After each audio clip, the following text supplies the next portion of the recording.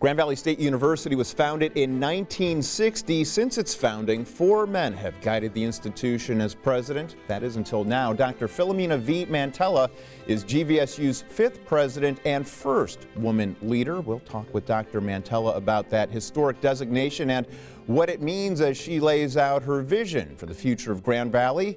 Get to know Dr. Philomena V. Mantella on Newsmakers. Grand Valley State University's Board of Trustees unanimously voted the appointment of Dr. Philomena V. Mantella as the university's 5th president.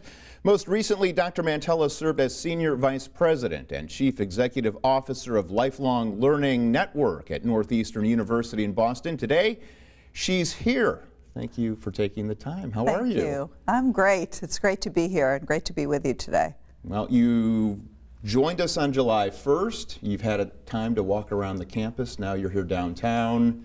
It's kind of a listening tour and getting to know the people and the places. What's it been like for you so far? Absolutely. Well, you know, the people of West Michigan, the people of Grand Valley State couldn't be more welcoming. They've been amazing.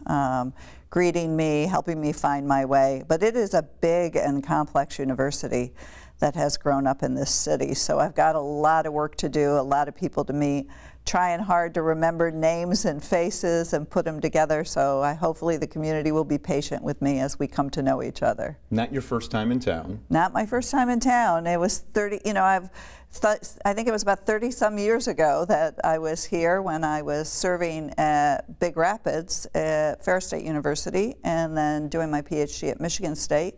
We used to drive down and, you know, have a dinner in Grand Rapids once in a while during those years, and boy, have things changed. How did that impact you, that first visit, driving in from the airport? You're on your way to Allendale, but you're driving through Grand Rapids, the skyline has changed, and you see Grand Valley, the letters spelled out on the top of a number of buildings, Medical Mile, down here on the Pew campus. How did that impact you just that first time back? Yeah, it was an amazing feeling.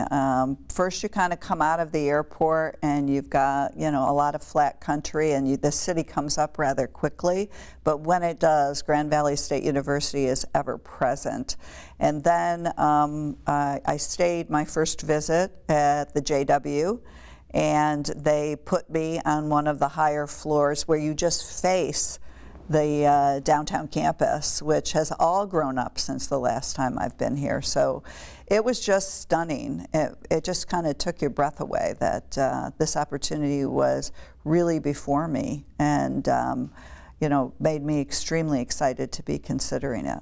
There's always something that captures your imagination where even though you're in the process, the hiring process, the interviewing and everything else, there's something where you say, I want to be here. I need to be here. Was there something during that process where you said, this is it? Yeah, it's a great question. You know, there were 2 things that come to mind. And when you're in a presidential interview process, many times you're kept away from the campus early on in the process. So you're getting to know the university through its people and through what it's written about itself and its history, what you can find on the web. So the first thing that struck me was this incredible momentum and growth that the university had. And I think I said at our enrichment dinner in May that everything the university's done sort of been up and to the right if you were to draw a graph. It doesn't matter if you're talking about student outcomes, the growth of the place, the number of Michigan residents served, the philanthropy, it was all up and to the right. So that really struck me, particularly at a time where higher education, you don't find that around every institutional corner. The second thing was the people, because I was interviewing at an airport, you know, with a circle of both the trustees, presidential advisory committee, and the people you don't come to know when they're, you know, shooting questions out at you. But what you do come to know is how they relate to each other, whether they nod, how they interact, whether they grimace. And there was just this warmth and sort of continuity of feeling about the university, the opportunity. They interacted with each other beautifully. There was an ease. And so those two things really struck me, momentum and community. And you look at the history, you mentioned the history. You can go online, you can look at the history. Right. But it's a very unique place here and how it all began with experimental colleges, and there's kind of this entrepreneurial spirit. How did that capture you thinking, okay, the books are in place, everything's good, there's this momentum, and there's this history. Is there something with the history that you can play off of knowing where this college has been and where it can go? Yeah, the entrepreneurship, the sort of notion that the university would be comfortably building out in Allendale and saying we need to be in the city of Grand Rapids. And many, many moves that the university made, kind of moving after the next set of degree programs that were really important to our nation, our state, the growth of the region. And so I think that the opportunity to really see how entrepreneurship played out over the life of the institution, and I'll say something pretty stark, I don't think institutions are going to survive if they don't have an entrepreneurial character.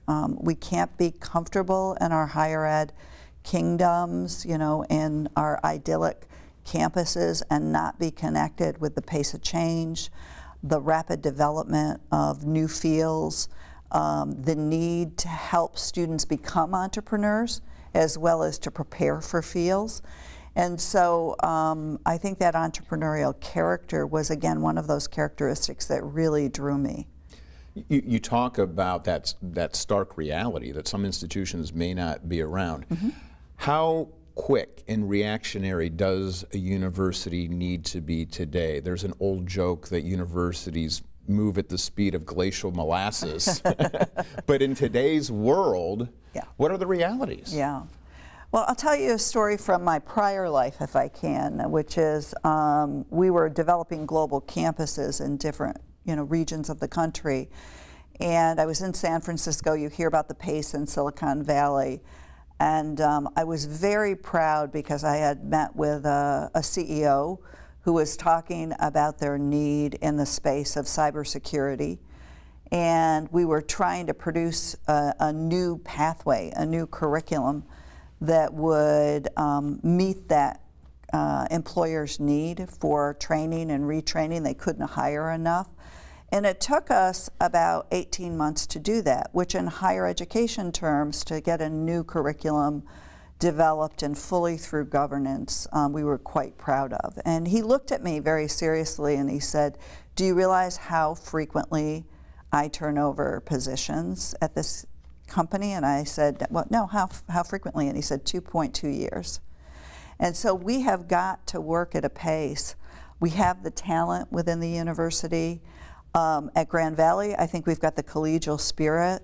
They've got an incredible sense of shared governance and an appreciation for the importance of meeting the needs of their community. I think together those things will allow us to increase the flywheel and move at a pace that will allow us to produce things that the community needs more quickly, but with the level of quality that higher education and Grand Valley has been able to render over the years. Your background lends itself to this. You have an understanding of the learner's needs and the employer's needs. Mm-hmm. Explain where this all comes together in your career and how you've learned to understand these two areas and where they meet and where they can be most successful. Yeah. I don't know if everyone sort of picks a path and hits it on the nose, in terms of kind of this is what I'm going to be when I grow up. For me, I found my way to higher education through social work. And I started to work with first-generation college students, of which I was one, and providing the opportunity, helping to set expectations, support infrastructure, and really moving into higher education. Then from there, that took me to a place of financial support and student support, and I quickly knew that I needed to understand the business of a university, not just how to support students, but how does it run, how does it operate, how does it find money for student support and financial aid. And then as you sort of evolve, so my career was more of an evolution than a revolution, you know, it was like, then as you evolve, you start to look at, well, students aren't one type, there's all different types, and you start to get expertise in markets and consumers. And if you follow change and you get excited about it and you think about the opportunity within it, then digital learning, new market development became sort of a part of the mosaic. And there is an intersection of learners, employers, markets, community, and that's what I get really excited about, is the opportunity to help more than one individual, more than one university, more than one community, but to be able to do those things with a single act, perhaps. The public-private partnerships in this community especially have really built this university and coming into the downtown footprint. You talked about cybersecurity in San Francisco. You have to understand that private sector, its needs, and also having them be a part of the big picture. So there's this fundraising element. You've got to understand politicians. It gets pretty complex from where you sit looking out in Allendale. It does, doesn't it? And I have the disadvantage of not knowing the people and players, and I will take all the help I can get at being oriented and engaged in this community. I mean, I just think you have to be out there and listen. In new market development, the thing that we did is we interviewed employers, and we interviewed public officials. We wanted to be a part of the communities we were joining. So I would take it on board in the same way. You know, I'm going to be out there talking to the enterprises, both public and private, to our government leaders, to some of the leaders that aren't leaders in title, but they are community leaders because you know they are and people know them and they've been guiding this place for a very long time, the informal leaders, and finding those individuals to learn what are the needs and how can Grand Valley serve them. Philanthropy is incredibly important to us, but also we want to have opportunities to serve these enterprises, both public and private, in ways to help them with their learning and development, their training and retraining. A lot of the skills that are needed in businesses are very high-level skills, and ones that an institution like Grand Valley at both the undergraduate and graduate level, or in new ways and new forms, can be there to support and serve. Almost 20 years at Northeastern, a research institution. What does Northeastern do well? Are there some elements you're going to bring with you and implement here at Grand Valley? Yeah, so there are pieces of what I have enjoyed about Northeastern and feel very passionately about that I would like to bring forward to Grand Valley as an idea, as a direction. But if I know Grand Valley with my 16 days and my several visits as I was searching, we'll take it on board in our own way.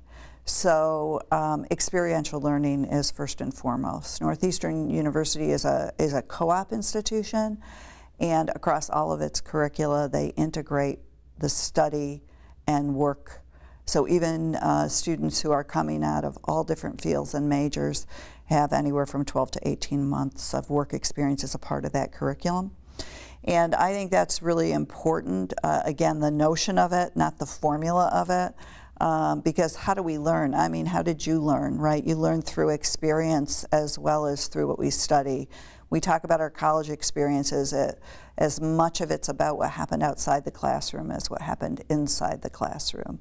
If we get an internship and we practice it, we learn, do we love it or do we hate this work?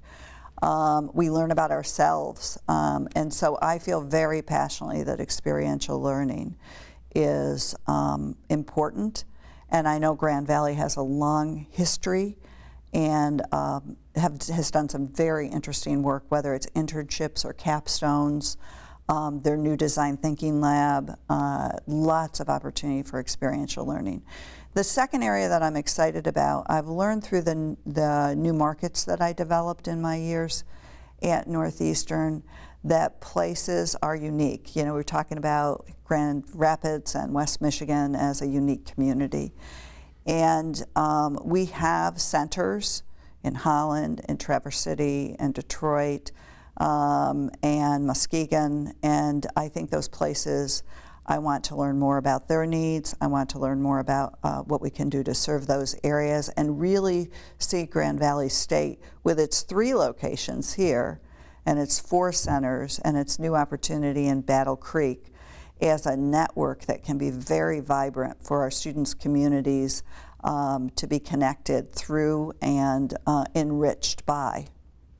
There are some challenges. I had a chance to watch your board meeting from the other day, and I pulled out 6 challenges here, and then you can respond to those challenges. Demographics, rising costs, rising student loan levels, regional talent gaps, completion of secondary education, and declining public confidence in higher education. Do you have those in a sequence? Are they all the same? Are there a couple of areas where you feel like you really need to focus and stem the tide?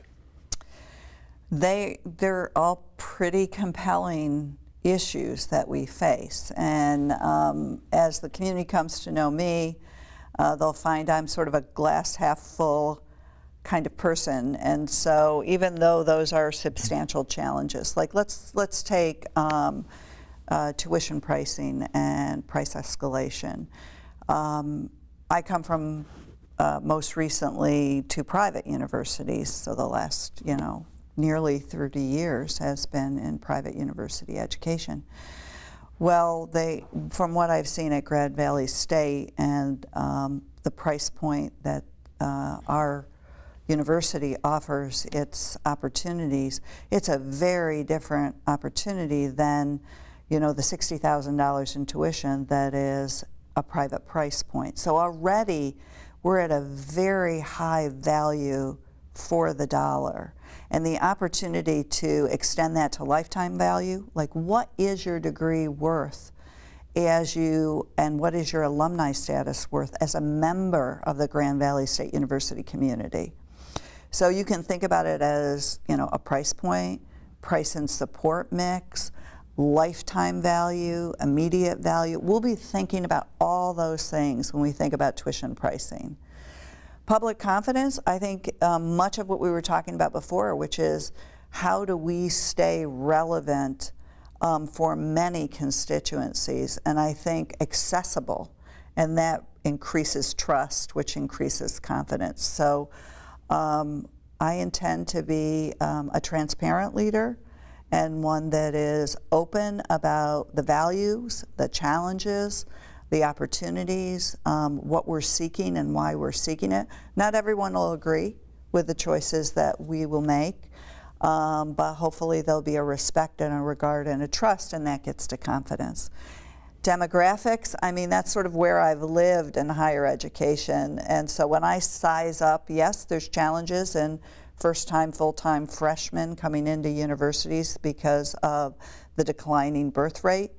But we have the whole Midwest to draw from, we have the whole nation to draw from, and we have an incredible value, and I think in an incredible community and an incredible state. So the challenge in the noise of higher education is turning up the volume, which you are helping me do right now here, so that people can see us, they can discern for themselves the value of a Grand Valley State University education. 3 past presidents live amongst us. Yay! Plenty to draw from there. But you will bring a different perspective. Yeah. You are the first woman to lead this institution. How does it make you feel?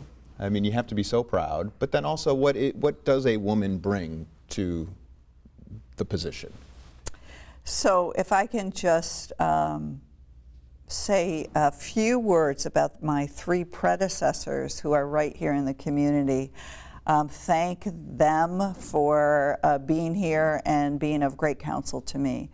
I think one of the crazy things in leadership of higher education, just bluntly, is that we don't connect with our predecessors.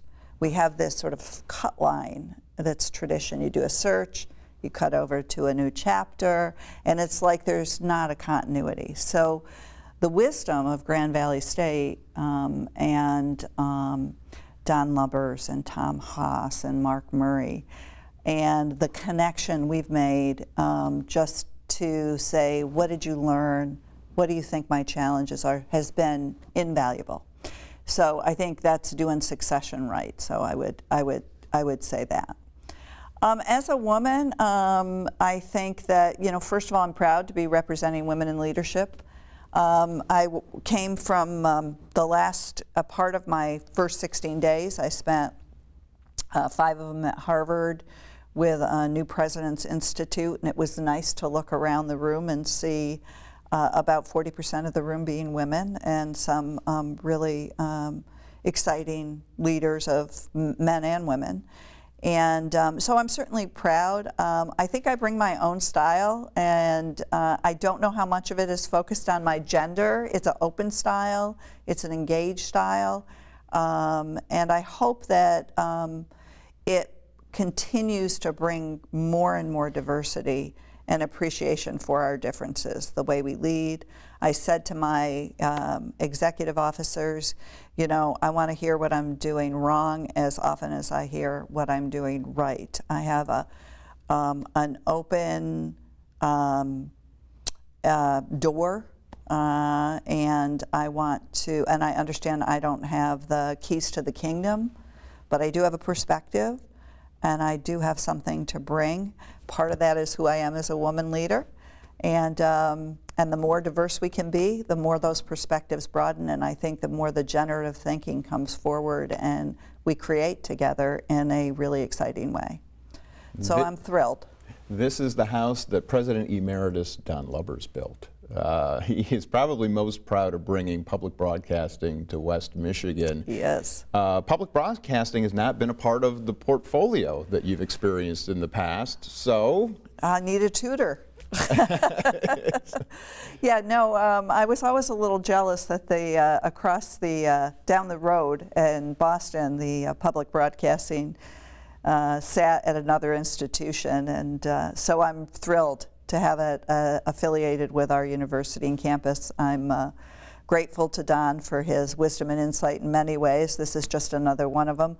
But I will need to explore with all of you here the opportunity and what it means. And again, you're a great instrument of bringing visibility to the university that we love and that I have the great privilege to lead. So I'll be calling on you to help me cut through the noise in higher education to see what Grand Valley State is doing. Public broadcasting delivers a lot of educational programming. So absolutely. Important role in the community. Yeah. How did you, I guess, what was it in your life that brought you into higher learning and education? Were you a good student? No, not particularly. No? I was a mediocre student, and I was, I think I was a sort of rabid learner, but I learned certainly from the books and classes, but I learned from the people around me. I grew up in a small town in upstate New York, and going to Syracuse University, which was 30 miles down the road, it was like another world. It was big city, it was diverse. And I just gravitated towards the kind of environment that is created in higher education. And again, I don't mean one with walls, I mean one that connects us to our world. And so I just found my way there through learning who I was. As a young woman growing up, I considered social work, nursing, teaching. 3 fields that were dominated by women. And so my mindset wasn't very open to the whole opportunity that was out there. So I kept discovering parts of myself as I went along my journey. and kept growing. And so what was that? That's education. You're very personable, which would be great because the students gravitated to T. Haas, the selfies. Yeah. You already have a nickname. T. Haas was Tom Haas. Right. You're Philly. Yeah. How has it been so far walking around campus? Have the students come up to you, shaking your hands? I mean, what's the experience been like out in Allendale? They have. T. Haas casts a big shadow. I'm a little nervous, but they have been wonderfully welcoming, and they, you know, hopefully I hold myself very approachably, so they're coming up. They're jumping on board. Yeah, Sunday I drove around the campus on the GEM car, which I learned we have, and found myself in the middle of the drum corps, you know, and I took my soon 92-year-old mother with me on the car, so she was experiencing the beauty of our Allendale campus. So it's been great, and I'm looking forward to more and more student and faculty contact over the course of the next couple of weeks and months. Dr. Philomena V. Mantella, the new president at Grand Valley State University. Thank you so much, and you're always welcome here. Thank you. I appreciate it. This was great. Appreciate it. Thank you. Thank you. All right. And thank you for watching us again. We'll see you in a few weeks.